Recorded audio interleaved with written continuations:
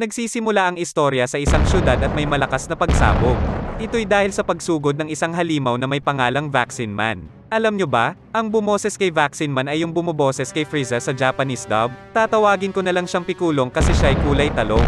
Patuloy ang pangwawasak niya at naalarma ang Hero Association. Tinawag nila ang lahat ng hero na pwedeng tumulong pero knockout agad sila. Ito agad ang naging laman ng mga balita at nakita ito ng isang lalaki. Siya'y umalis agad para tumulong. May isang batang babae at balak siyang dakmalin ni Pikulong pero nailigtas siya ng lalaking makintab ang ulo. Siya si Saitama at sabi niya'y libangan lang niya ang pagiging hero. Nainis si Pikulong dahil walang kalatoy-latoy ang kanyang backstory. Si Pikulong ay ipinanganak dahil sa polusyon na nilikha ng mga tao. Patuloy ang pagsira ng tao sa kalikasan at ng ating daigdig kaya tingin niya'y nilikha siya para ubusin ang mga tao para makapaghilom ang mundo. Sobrang nagalit siya at biglang lumaki at naging ugatin. Pero isang suntok lang ay tinapos agad siya ni Saitama. Mas mahaba pa yung kwento niya kaysa sa laban niya. Si Saitama naman ay sobrang na bad trip dahil ang hina ng kalaban niya. Isang suntok lang tapos na. 3 taon ang nakalipas ay ito pa si Saitama at malago pa ang kanyang buhok. Kaharap niya ang isang halimaw na talangka. Siya'y taong naging talangka dahil sa sobrang daming nakain na talangka. Siya ay si Crab Alante at tinatanong niya kung bakit hindi tumatakbo si Saitama. Sabi niya ay dahil hindi pa din siya makahanap ng trabaho at kakauwi lang niya matapos bumagsak na naman sa interview. Wala na siyang pakialam kung anong mangyayari sa kanya. Sobrang depressed si Saitama. Dahil magkatulad sila na patay yung mga mata, pinalampas na lang siya ni Crab Alante. Sabi niya ay iba ang biktima niya. Hinahanap niya ang isang batang dalawa ang baba. Habang naglalakad si Saitama ay nakita niya ang isang batang may itlog sa baba. Alam niyang kapag nakita siya ni Crab Alante ay siguradong tapyas ang itlog ng bata. Natanong siya ni Saitama kung may ginawa siyang kalokohan at sinabi ng bata na may pinagtripan siyang halimaw. Siya yung biktimang gustong patayin ni Crab Alante. Naisip niyang pabayaan na lang yung bata pero iniligtas niya yung bata. Nagtataka si Crab Alante kung bakit iniligtas ni Saitama yung bata. Galit na galit si Crab Alante dahil nag-drawing ng passes yung bata sa dibdib niya. Permanent marker pa ang ginamit. Mahihirapan din siyang kuskusin ito dahil naging sipit na ang mga kamay niya. Sinabi ni Crab Alante na palalampasin niya si Saitama basta ibigay sa kanya ang bata pero tinawanan lang siya ni Saitama. Hinampas siya ng talangka. Pero nakatayo agad si Saitama. Hinamon ni Saitama si Crab Alante pero pinaghampas lang siya nito. Dehado si Saitama pero nagawa niyang gamitin ang kanyang necktie at binatak ang mata ni Crab Alante.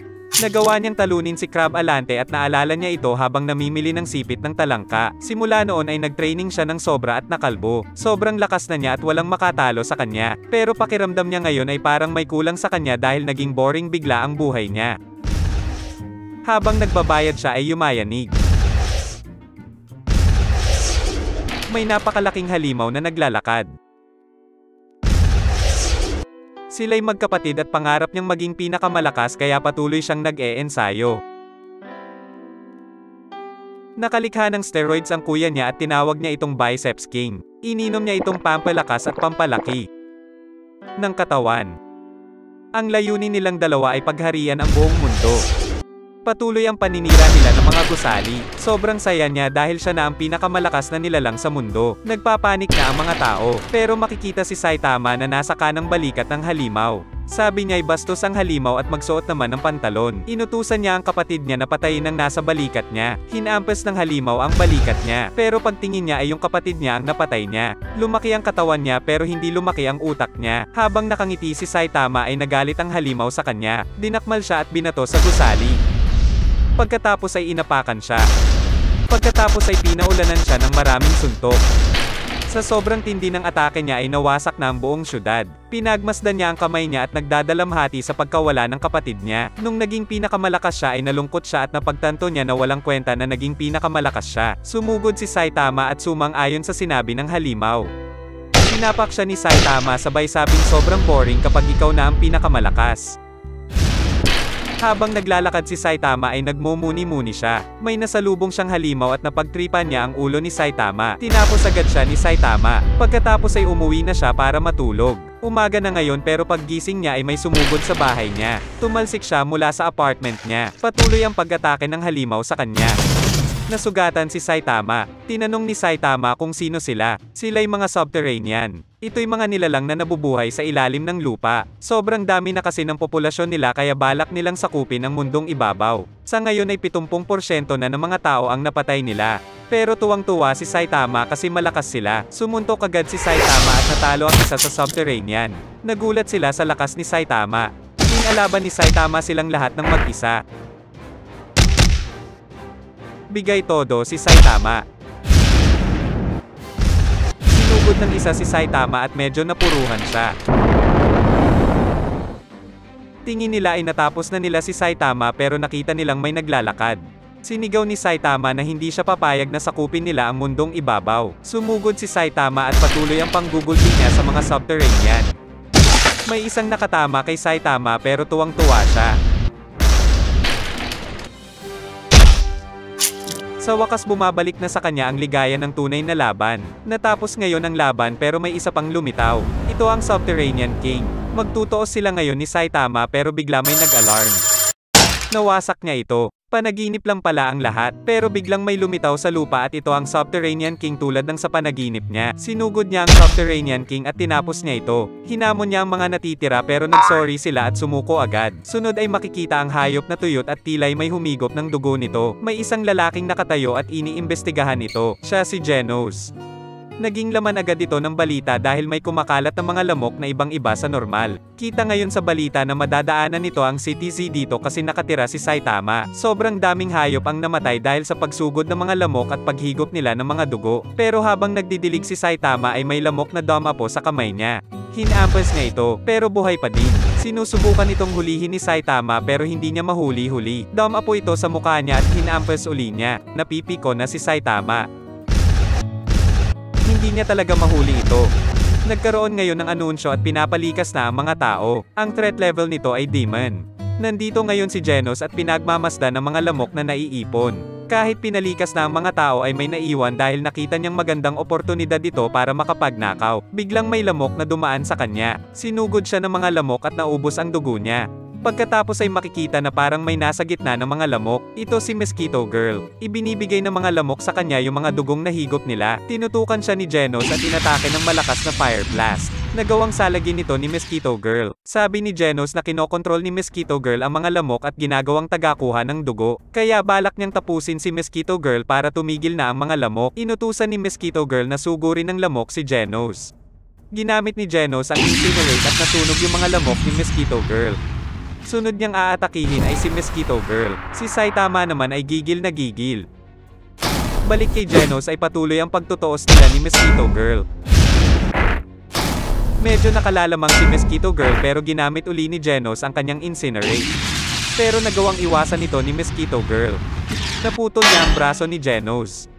Pero sabay palang nakaatake si Genos at natanggal niya ang mga binti ni Mosquito Girl. Umatake si Genos para pigilan ang pagtakas ni Mosquito Girl pero hinarang ito ng mga lamok kaya nakatakas si Mosquito Girl. Balak niya ngayon na kumuha ng mga dugo sa kagubatan dahil nakatago ang mga tao sa bayan. Nakabalik na yung mga lamok at binibigay ang mga nakuha nilang dugo kay Mosquito Girl. Aatake na dapat si Genos pero natigilan siya dahil biglang dumating si Saitama at hinahabol pa din yung lamok. Nagulat si Genos dahil akala niya ay lahat ng tao ay nakalikas na. Napahinto din si Saitama dahil nakita niya yung mga lamok sa itaas. Pinalikas siya ni Genos dahil pwedeng atikihin ng lamok si Saitama kapag nakita siya. Tumawa si Mosquito Girl at biglang bumagsak ang napakaraming lamok. Si Genos ay biglang nagpakawalan ng malakas na pagsabog. Tingin ni Genos ay naubos na niya ang lahat ng lamok kasama si Mosquito Girl. Ayon din sa pagsisiyasat niya ay wala ng tao sa paligid pero nakalimutan niya si Saitama. Buhay na buhay si Saitama at nagpapasalamat siya sa pagpatay niya sa mga lamok. Nasunog nga lang ang damit niya. Pero gulat na gulat si Genos dahil hindi niya akalaing mabubuhay si Saitama sa lakas ng atake niya. Pero pati si Mosquito Girl ay buhay pala. Nagpasikat si Mosquito Girl at ipinakita niya ang kanyang bagong lakas. Pagkatapos ay ipinamalas niya yung bilis niya. Napuruhan agad si Genos sa bilis ng atake ni Mosquito Girl. Hindi na makapalag si Genos. Sobrang kinakawawa na siya ni Mosquito Girl. Nagkalasog-lasog na ang katawan ni Genos. Dito'y napagtanto ni Genos na lalong lumalakas si Mosquito Girl kapag madami siyang nakakain na dugo. Naisip niya ngayon na pasabugin na lang ang sarili niya. Pero tumulong si Saitama at sinampal si Mosquito Girl. Wasak, naging one slap man. Gulat na gulat si Genos. Pagkatapos nito ay nakiusap siyang maging estudyante ni Saitama. Napao agad si Saitama nang hindi niya sinasadya. Nandito siya ngayon sa labas ng bahay ni Saitama at sensei na ang tawag niya kay Saitama. Nagpakilala siyang si Genos pero nilinaw ni Saitama na hindi siya tumatanggap ng estudyante. Nagulat si Saitama na buo na uli ang katawan ni Genos. Ito'y dahil puro mekanikal ang parte ng katawan niya. Tinuro niya ang ulo ni Saitama at akala niya ay armor yung ulo niya kasi may gantab, parang helmet, pero sinabi niyang balat niya ito. Nagulat si Genos kasi maagang nakalbo si Saitama. Nagalit si Saitama sa sinabi ni Genos at tinanong kung anong problema niya. Akala tuloy ni Genos na gustong makinig ni Saitama sa mga problema niya sa buhay kaya nagkwento siya bigla. Ayaw makinig ni Saitama pero patuloy lang sa pagkukwento si Genos. 4 na taon ang nakalipas ay 15 taong gulang lang siya at tao pa. Namumuhay ng tahimik ang pamilya niya pero biglang may nagwalang cyborg at winasak ang bayan niya. May sira sa pagkakagawa ng cyborg. Nawasak ang bayan at namatay ang pamilya niya. Siya lang ang nabuhay. Pero dahil bata siya at nag-iisa na lang hindi niya ito nakayanin. Nakita niya si Dr. Kuseno na may layuning pigilan yung nagwalang cyborg. Makatarungan ang layunin ng doktor kaya humiling siyang maoprahan at gawing cyborg kaya siya'y cyborg na ngayon.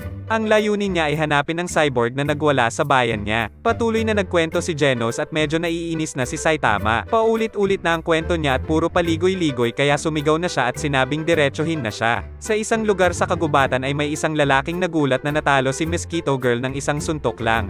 Tinitingnan niya ang datos at nakita niya ang nakatalo kay Mosquito Girl. Nagtataka siya kung bakit wala siyang damit. Inutusan niya ang mga alagad niya para kunin itong si Saitama para mapag-aralan ang katawan niya. Ang tawag sa lugar nila ay House of Evolution. Balik sa apartment ni Saitama ay sinabi ni Genos na gusto niyang maging kasing lakas ni Saitama. Sabi ni Saitama na kayang-kaya ni Genos na lagpasan siya. 3 taon lang ang kinailangan niya para maging sobrang lakas. Ituturo na ito ni Saitama pero may biglang na-detect si Genos na kalaban na patungo sa kanila. May biglang sumugod sa apartment ni Saitama. Magpapakilala sana itong Mantes pero sinapak agad siya ni Saitama dahil winasak nito ang kisame ng apartment niya. Napansin ng dalawa na wala na yung kakampi nilang Mantes. Natakot sila dahil isa pa naman yung Mantes sa malalakas na mandirigma nila. Bumaba si Genos para iligpit yung mga nanghihimasok pero tinapos na pala sila ni Saitama. May bomb attack kay Saitama sa baba at lumubog siya habang may cyborg na gorilla na humarap kay Genos. Matindi ang labanan nilang dalawa. Sinabi ni Genos na may mga katanungan siya sa cyborg. Si Saitama naman ay nakabaon at nasa harapan niya ang isang leon. Siya si Beast King. Pinuri ni Beast King itong kasama niyang si Ground Dragon sa pag-ipit kay Saitama. Si Genos ay ginamit naman ang kanyang Incinerate pero hindi ito tumalab. Matibay itong kalaban ni Genos. Balik kay Saitama ay bored na bored siya. Naiinis si Beast King sa hitsura ni Saitama at humihikab pa. Lalong nainis si Beast King kaya sinabi niyang dudukutin niya ang mga mata ni Saitama. Habang tinatakot niya si Saitama ay bigla na lang siyang umangat sa pagkakabaon niya. Natakot si Ground Dragon at pansin din kay Beast King na natatakot siya. Sabi ni Saitama na kapag humingi sila ng tawad ay papalampasin niya ang mga ginawa nila. Balak ni Beast King na ilabas ang tunay niyang lakas pero natigilan siya dahil hindi nakikinig si Saitama at nililinis pa niya ang belt niya. Pinatapos niya si Saitama at inulit ang gagawin niya kanina. Dito'y umatake na siya. Nailagan ni Saitama ito at patuloy ang pag-atake ni Beast King gamit ang matalas na mga kuko niya. Naglabas pa ng lakas si Beast King kaya lalo pang bumilis ang mga atake niya pero madali lang itong naiilagan ni Saitama. Pero dito'y umatake na si Saitama gamit ang consecutive normal punch niya. Tapos si Beast King. Natulala si Ground Dragon. Napatingin si Saitama kay Ground Dragon kaya natakot siya at naghukay pababa. Habang naghuhukay siya ay nakita niya ang mukha ni Saitama. Pinalipad ni Saitama si Ground Dragon. Si Genos ay tapos na din. Armored Gorilla ang tawag sa kanya. Sabi ng Gorilla na siya ang pangatlo sa pinakamalakas sa House of Evolution. Wala silang panama sa pangalawang pinakamalakas na si Beast King. Lumapit si Saitama at pinakita niyang tinalo na niya si Beast King.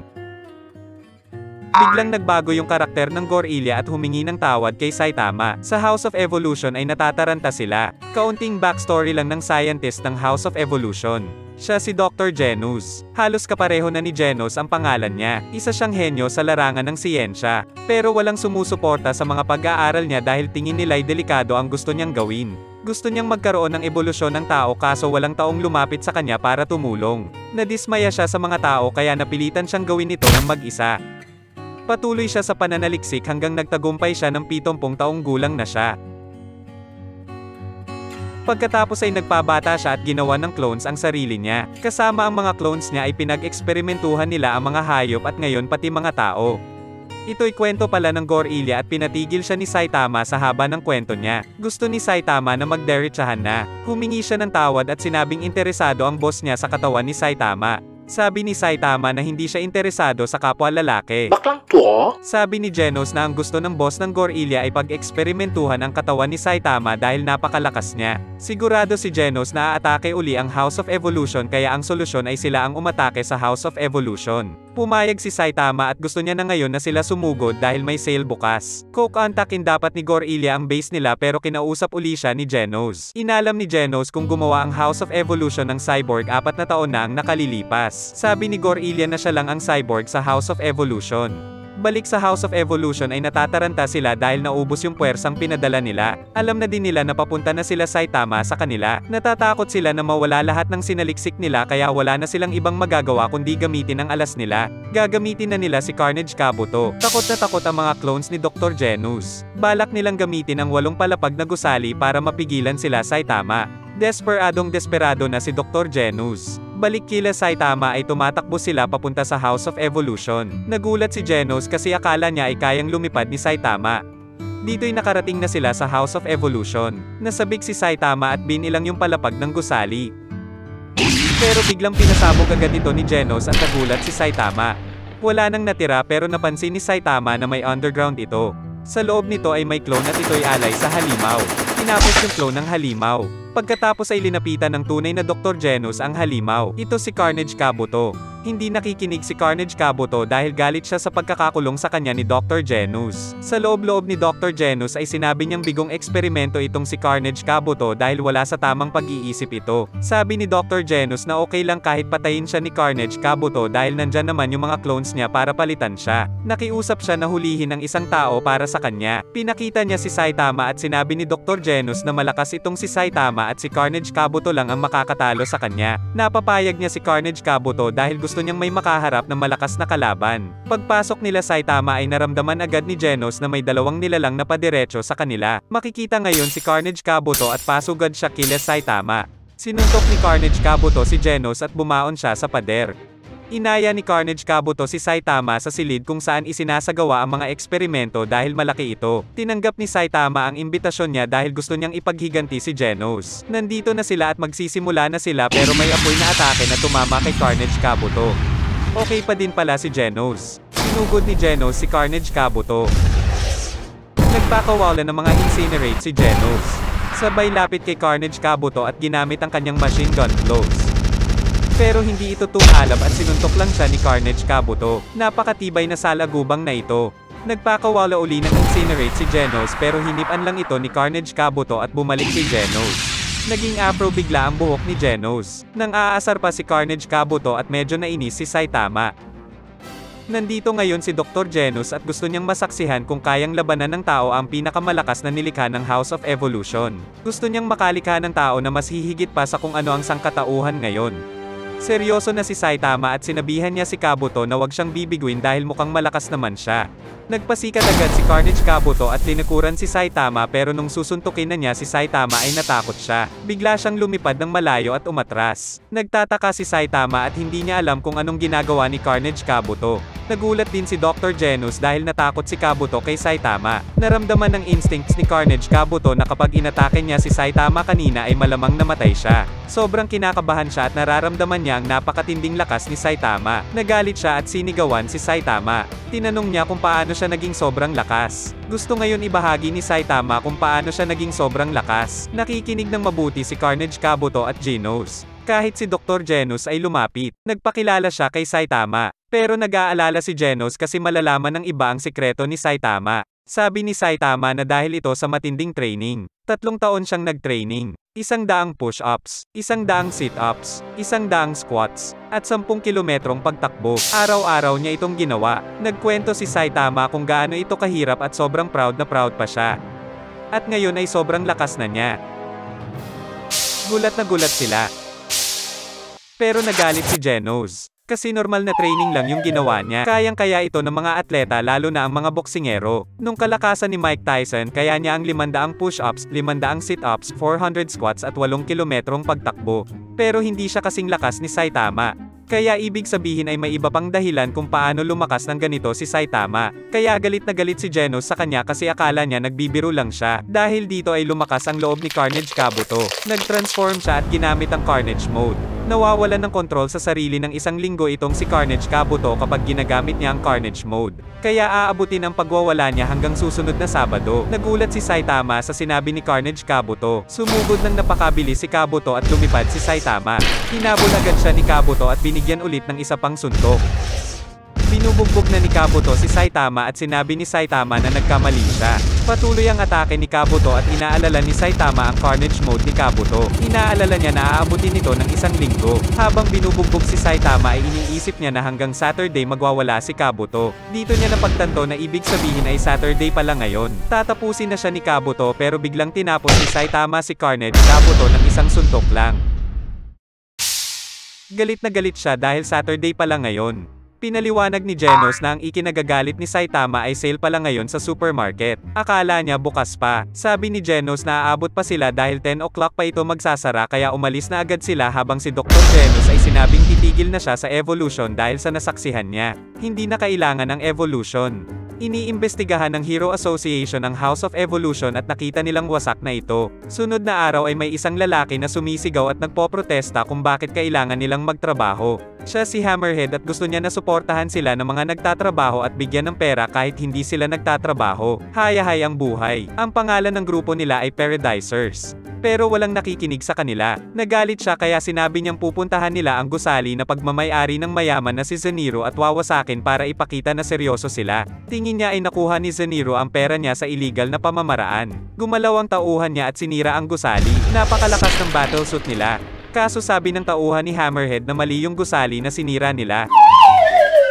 Okay lang na nagkakamali basta natututo tayo, sabi ni Hammerhead. Si Saitama naman ay kakagising lang sa bangungot. Nagbabato-bato pik siya at kalaro niya ay may kulangot. Pagbangon ay nakita niya ang balita tungkol kay Hammerhead at ang grupong Paradisers. Sabi sa balita na lahat sila ay kalbo kaya nagulat si Saitama. Dali siyang kumilos kasi dahil sa Paradisers iisipin ng lahat na masama ang mga kalbo. Kaya determinado siya ngayon na pigilan sila. Nagmarcha sila patungo kay Zeniro at patuloy ang panggugulo nila. Pero hinarangan sila ni Mumen Rider. Nagbunyi ang mga tao. Sumugod siya, pero knockout agad. Ito ang gusali ni Zeniro at may pupo ito sa tuktok na ginto. Pinapatakas si Zeniro ng kanyang butler pero may isa siyang bodyguard. Nagpasikat siya at sinabi niyang siya na ang bahala sa Paradisers dahil nakakontrata pa siya kay Zeniro. Siya si Speed o Sound Sonic. Nakarating na ang mga Paradisers at sigurado na sila na kay Zeniro ito dahil sa pupo sa tuktok ng gusali. Pumasok na ang Paradisers pero hinarang sila ng bodyguard. Binolahan niya sila na sumuko na lang pero hindi sila nakinig at sumugod. Dahil dyan ay pinalaya ni Sonic ang mga ulo nila sa kanilang katawan at inihatid sa kabilang buhay. Sobrang bilis ni Sonic at si Hammerhead lang ang nabuhay. Winasak niya ang lupang kinakatayuan niya. Ginamit ang malalaking bato at hinagis kay Sonic. Si Saitama naman ay napagkamalang terorista dahil kalbo siya. Tinamaan ng bato yung pupo. Patuloy ang pamamato ni Hammerhead pero hindi niya matamaan si Sonic. Napangiti itong si Sonic pero pinigilan niya ang sarili niya dahil masamang ugali niya ito. Inasar ni Hammerhead si Sonic pero nabasa ni Sonic kung anong plano ni Hammerhead. Nakaayos yung mga bato ng isang linya para kapag dumiretso siya dito ay hindi na maiilagan ni Sonic ang atake ni Hammerhead. Pero kumpiyansa pa din si Sonic. Alam niya na patibong ito pero susugod pa din siya dahil na-challenge siya. Gusto niyang ipakita kung gaano siya kabilis. Sumugod siya ng sobrang bilis at nagulat si Hammerhead. Pero imbis na bato, ang ginamit niya ay puno. Natabunan ng puno yung diretsyong espasyo na ginawa niya at tingin ni Hammerhead ay nataman niya si Sonic. Nasa likuran na pala si Sonic sa sobrang bilis at tinapos niya si Hammerhead. Tumawag siya para magulat na iniligpit na niya si Hammerhead. Pero pagtingin niya ay wala na ang katawan ni Hammerhead. Buhay pa si Hammerhead at napakatigas ng bungo niya kaya buhay pa siya. Pero dito niya nakasalubong si Saitama. Si Genos naman ay inaayos ngayon sa laboratorio ni Dr. Kuseno. Nagkukwento si Genos at puro papuri si Genos kay Saitama. Sabi ni Dr. Kuseno na may bago siyang mga parte na ilalagay sa kanya para mahigitan niya itong kinukwento niyang si Saitama. Balik kay Saitama ay tinanong siya ni Hammerhead kung nagbabalak na sumali sa Paradisers itong si Saitama dahil kalbo din siya. Sabi niya ay hindi at libangan lang niya ang pagiging hero. Kaya inatake agad siya ni Hammerhead. Pero laking gulat niya dahil walang gallows si Saitama at mukhang bored pa. Kaya inilabas ni Hammerhead ang full power ng battle suit niya. Pinaikot-ikot niya ang mga kamay niya at naalala ni Saitama na ginagawa niya din ito nung bata siya. Sinalo ni Saitama ang mga kamay ni Hammerhead na parang wala lang. Sa isipan ni Saitama ay naalala niya ang sarili niya kay Hammerhead dahil dati wala din siyang trabaho. Winasak na ni Saitama ang battle suit ni Hammerhead. Nagmakaawa si Hammerhead. Sinabi ni Saitama na papakawalan niya si Hammerhead basta magbabagong buhay siya. Nung paalis na si Saitama ay natagpuan siya ni Sonic. Hinahanap ni Sonic si Hammerhead at itinuro ni Saitama kung saan siya nagpunta pero inatake agad siya ni Sonic. Nagawang hulihin ni Saitama ang espada ni Sonic at sobrang nagulat siya. Sabi ni Saitama na nagkakamali itong si Sonic dahil hindi siya miyembro ng Paradisers. Pero tingin ni Sonic ay miyembro siya dahil kalbo siya. Sabi ni Saitama na hero siya pero sinabi ni Sonic na wala siyang kilalang hero na Saitama. Sabi ni Sonic na hindi na importante yon. 2 beses kasing nakita ni Saitama ang atake niya at hindi siya papayag. Sobrang tindi ng pagsisikap niyang hasain ang mga teknik niya mula sa kanyang nayon. Gagamitin ata niya ngayon ang 8 games niya. Sabi ni Saitama na palusot lang yung sinasabi ni Sonic dahil gusto lang niya ay subukan yung mga bagong teknik niya sa kanya dahil halata naman sa mukha niya. Sobrang binilisan pa ni Sonic at ipinakita niya na mas mabilis pa siya sa speed of sound. Pero pansin kay Saitama na bored pa din siya. Nakakita siya ng pagkakataon at sumugod na siya pero nakita siya ni Saitama. Nagulat siya kaya ginamit niya yung wind blade kick niya. Pero mas mabilis si Saitama at nailagan niya si Sonic. Tinapat niya ang kamao niya. Tinamaan ang kanyang itlog, kumalog-kalog at naging scrambled. Humingi ng tawad si Saitama dahil hindi daw niya ito sinasadya. Sobrang namimilipit si Sonic ngayon sa sakit ng kanyang scrambles. Nagpakilala siya kay Saitama bilang si Speed of Sound Sonic. Sabi niya ay babalikan niya si Saitama. Mag-e-ensayo siya ng mabuti para talunin siya. Hiningi niya ang pangalan niya at sinabi niyang Saitama ang pangalan niya. Habang nakaipit ang kanyang scrambles ay sinabi niyang tatapusin niya si Saitama sa susunod nilang pagkikita. Ipinakita ni Saitama ang suporta niya kay Sonic sa gagawin niyang pagsasanay. Balik sa apartment ay tinanong ni Saitama kung may kilala siyang Speed o Sound Sonic. Sabi ni Genos na wala. Nagtataka siya kung bakit badoy at inulit lang yung pangalan ng taong sinasabi niya. Speed o Sound na nga Sonic pa. Pero habang nag-uusap sila ay pinapauwi na siya ni Saitama kasi hindi niya alam kung bakit nandito si Genos sa apartment niya. May isa din siyang problema. Walang nakakakilala sa kanya. 3 taon na siyang hero at ang dami na niyang natalo pero wala man lang nakakakilala sa kanya. Nagtataka siya kung bakit wala pa din siyang mga fans. Akala pa nila ay terorista siya. Sa loob-loob ni Genos ay napansin din niya na walang balita tungkol kay Saitama at napunta pa kay Moomin Rider ang kapurihan sa pagkatalo ng Paradisers. Nabanggit ngayon ni Genos ang tungkol sa Hero Association. Tiningnan nila ang website at nabasa ni Saitama na kailangan kumuha ng pagsusulit ang lahat ng gustong maging hero. Kapag nakapasa ay saka lang sila pwedeng tawaging hero. Magkakasweldo din sila. Lahat ng hero ay nakarehistro sa asosasyon. Ang mga taong tinatawag ang sarili nilang hero ay kainahinala. Sila'y mga siraulo. Inaya ni Saitama si Genos na magrehistro sila at papayag siyang maging master ni Genos. Agad na pumayag si Genos. Si Hammerhead naman ay tinapos ng robot ng nagmamay-ari ng ninakaw niyang mga battle suits. Pag-alis nila ay makikita si Hammerhead na umiiyak at buhay pa dahil napakatigas talaga ng bungo niya. Sobrang nagpapasalamat siya sa nanay niya. Nandito sila ngayon sa branch ng Hero Association para kumuha ng pagsusulit. Sa loob naman ng Hero Association ay pinag-uusapan nila ang mga kukuha ng pagsusulit. Sobrang saya nila dahil sobrang dami ng aplikante ngayon. Pero sabi ng isa na mas importante ang kalidad kaysa sa dami. Nabanggit niya na may isang aplikante na sobrang interesado sila. Si Genos pala yun. Sobrang haba ng pila at napakadami talaga ng kumukuha ng pagsusulit. Si Saitama na ang susunod at nagkakamot pa siya. Pinagtatawanan siya ng mga nasa likod niya dahil tingin nila'y lampas siya. Ang unang pagsusulit ay side-to-side jumps. Nagseryoso si Saitama at sobrang bilis ng side-to-side jumps niya. Nga bigla yung mga nag-aantay. Sunod ay tatakbo siyang ng 1,500 meters. Sobrang bilis din itong natapos ni Saitama. Sunod ay weightlifting. Isang kamay lang ang ginamit niya sa paggangat nito. Mahigit ilang tonelada ito. Sunod ay shot put at wasakang kisame. Sunod ay ang taas ng talon at bumaon siya sa kisame sa sobrang taas ng talon niya. Kahit yung guacamole ay halos sirain niya sa bilis at lakas niya. Nawasak din niya ang punching machine sa sobrang lakas niya. Parang si Vegeta lang. Di nila akalain ang lakas ni Saitama at sinabi nilang uuwi na lang sila.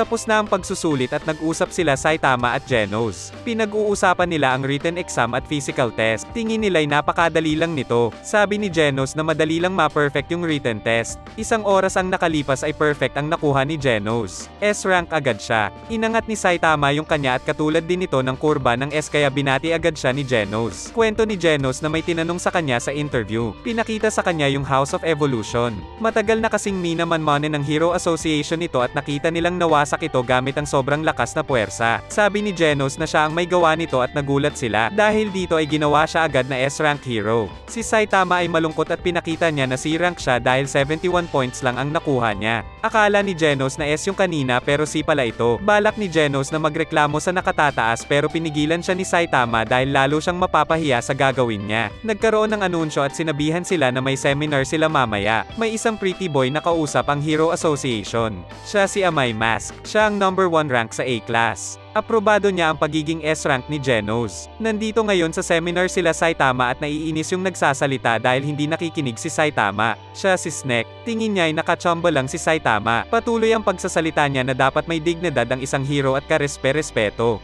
Pero walang pakialam si Saitama at hinipan lang ang kanyang bubblegum. Nagpasikat siya gamit ang martial arts niya pero parang siya'y nagti-tiktok lang. Wala pa ding pakialam si Saitama kaya inis na inis lalo si Snake sa kanya. Sinabi niya na may impluwensya siya sa Hero Association kaya kung gugustuhin niya ay pwede niyang sabihan ang kakilala niya sa itaas. Kaya niyang pababain ang ranggo ng kahit sino dahil dito.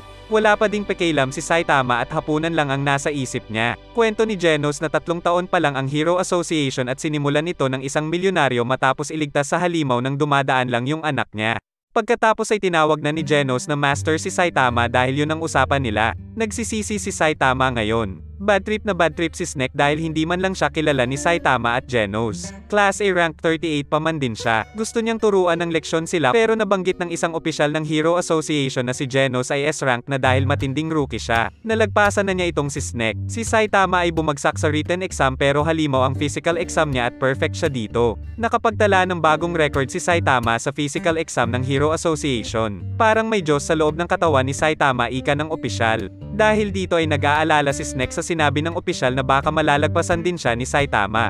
Inis na inis ngayon si Snake. Habang naglalakad si Saitama ay hinarang siya ni Snake. Sabi niya ay nandito siya para bigyan si Saitama ng tinatawag na rookie crushing. May politika din kasi sa loob ng Hero Association. Ayaw ng mga hero na nalalampasan sila kaya nandito siya ngayon para durugin si Saitama.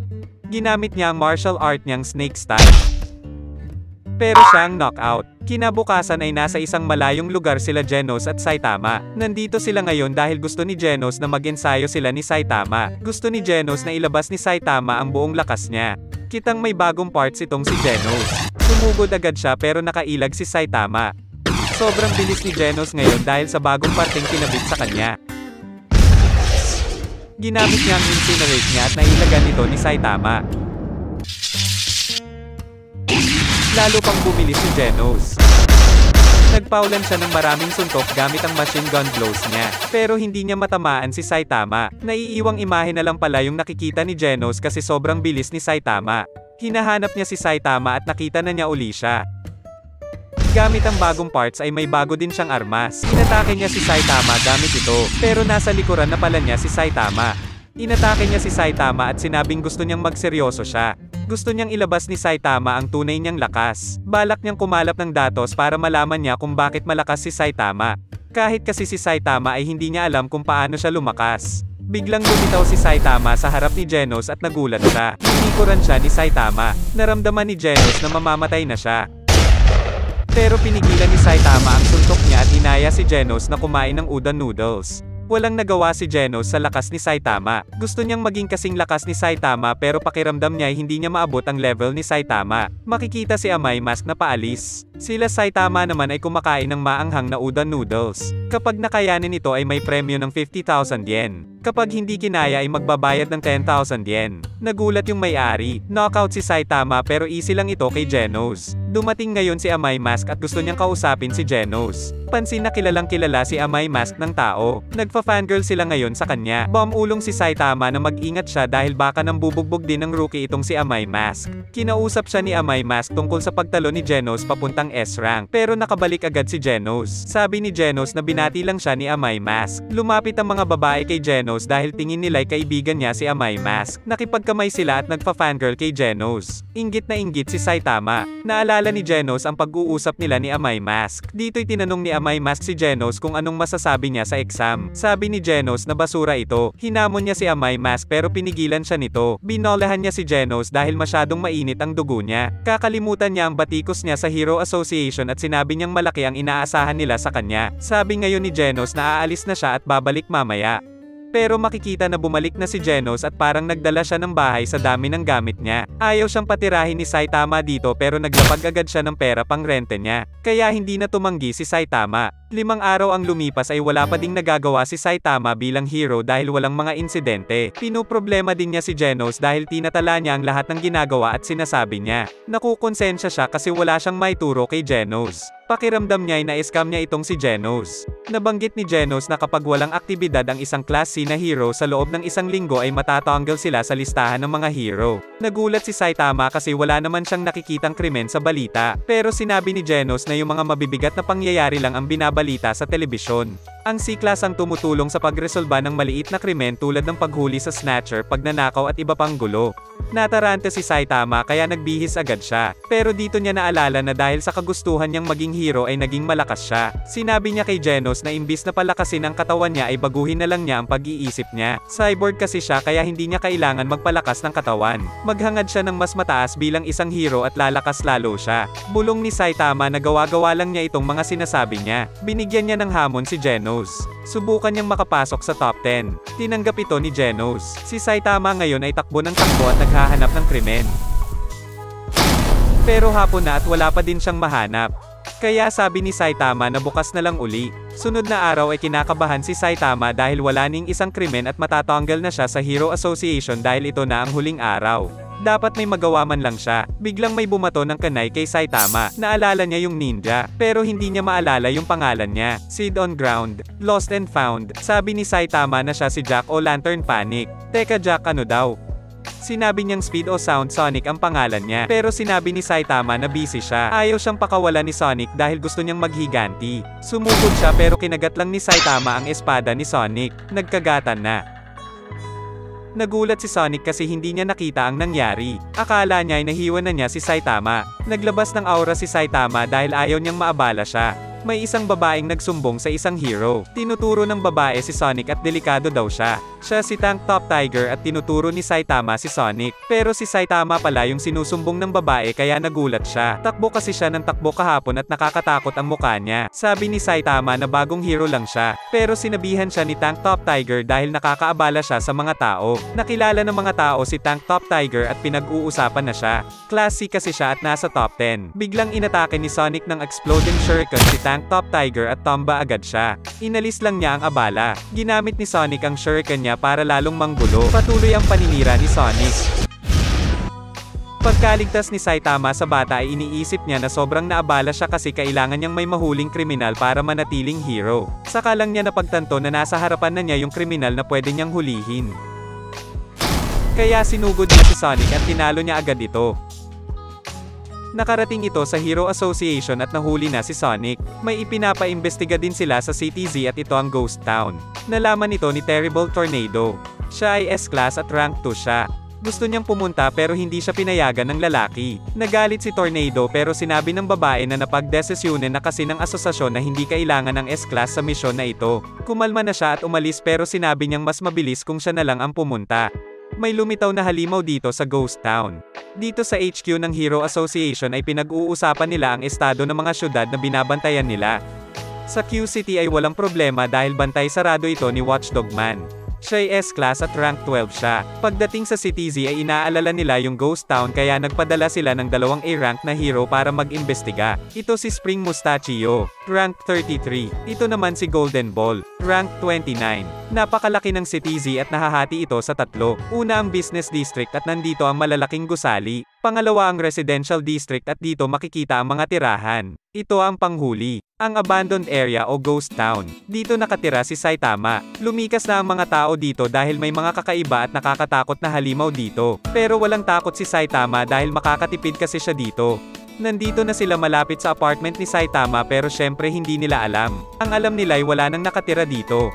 Naramdaman sila ni Genos kasi may kagamitan siyang proximity alarm kaya alam niyang may malapit sa kanila. May naglakad sa likod nila pero pagtingin nila ay wala na. Nagdesisyon silang habulin ito. Napansin ni Genos na umalis na yung dalawa kaya nagpatuloy siya sa paglilinis. Huminto ang halimaw na tila'y may hinahanap. Nakita na siya ng dalawang hero. Gustong umatake agad ni Golden Ball pero tuwang-tuwa yung halimaw na may nakitang tao. Sabi ni Golden Ball na kayang tugusin ng espesyal na bola niya ang makapal na bakal. Pero nagawang salagin ito ng halimaw. Gumalaw ng patago ang kanyang galame at pumulupot kay Golden Ball. Natalo agad si Golden Ball. Inatake naman ng halimaw si Mustachio. Kumuha siya ng panyo at naglabas ng espada dahil mahilig siya sa espadahan. Umatake agad ang halimaw pero nagagawang makasabay ni Mustachio. Kitang-kita ang angas ni Mustachio dito. Sunod ay umikli ang espada ni Mustachio at naging spiral. Pagkatapos ay umatake siya gamit ang espesyal niyang galaw na tinawag niyang tomboy. Biglang humaba ang espada niya. Pero nagawang umilag ng halimaw. Dito'y nalaman ni Mustachio na napakalakas ng halimaw dahil kasing tigas ng bakal yung mga galame nito. Humingi na siya ng tulong sa association. Tinanong niya ang halimaw kung dito siya nagmula pero sinabi ng halimaw na galing siya sa ibang lugar at nagpunta siya dito dahil akala niya ay may pagtitipon ng malalakas na halimaw. Nalungkot siya na chismis lang ito pero balak niyang maging halimaw na kinatatakutan dito sa Ghost Town. Natanggap nila ang mensahe ni Mustachio at nanawagan sila sa mga hero na malapit sa CTZ para tumulong. Natanggap ito ng mga hero at balak nilang pumunta. Balik kay Mustachio ay bogbog na siya. Dito'y tumamba na siya. Balak ng halimaw na pumunta sa lugar na may mga tao kasi hindi siya sisikat dito dahil walang mga tao. Nung aalis na siya ay natanong niya ang isang tao. Ito pala si Saitama. Nagulat siya dahil akala niya ay lumikas na lahat ng tao. Inatake agad ng halimaw si Saitama. Naalala ngayon ni Saitama na nakalimutan niyang bumili ng konbo. Dito sa apartment ni Saitama ay makikitang pinapakuluan na niya ang konbo. Nakita ito ni Genos at sinabi ni Saitama na nakuha niya kasi ito ng mura. Sabi ni Genos na ayon sa pag-aaral niya ay nakakatulong ang konbo para sa buhok. Dinedenay ni Saitama na ito ang pakay niya. Naiinggit siguro si Saitama dahil gusto niya ding nagiging dilaw, pula, o asul ang buhok niya. Natanggap ngayon ng association ang ulat nila Golden Ball at Mustachio na may malakas na halimaw sa Ghost Town ng CTZ at hindi nila ito natalo. Nalaman din nila yung sinabi ng halimaw na may pagtitipon ng malalakas na halimaw sa Ghost Town. Nag-imbestiga ang ibang hero at nakita nila yung grabeng pagkawasak ng gusali. Napansin din nila yung galame ng nakalaban ni Mustachio. Tingin nila'y nag-away ang dalawang halimaw dito dahil sa agawan ng teritoryo. Parang mga hayop tulad ng aso na nag-aaway dahil sa teritoryo. Wala silang kaalam-alam na si Saitama ang may gawa nito. Nabalita ngayon yung nangyari sa Ghost Town ng CTZ kaya lalo silang natakot. Akala talaga nila halimaw yung nag-away. Kahit yung mga halimaw ay nagkukwentuhan dahil kahit sila ay natatakot sa kapwa nila halimaw. Napansin ni Genos na tumaas na ang rank ni Saitama. Mula 388, naging 342 na siya. Medyo nang asar si Saitama kasi umangat siya pero si Genos ay panghuli pa din sa class at rank 17 pa din. Pero tumaas siya at naging pang-anim na sa popularidad. Binabasa niya ang mga komento sa kanya na gwapo daw kasi siya. Nagulat si Saitama dahil hindi man lang nahihiya si Genos sa mga binabasa niya. May mga fans na si Genos at sobrang naiinggit si Saitama kaya pinatigil na niya si Genos. At dito nagtatapos ang ating recap. Please like and subscribe mga kapatid.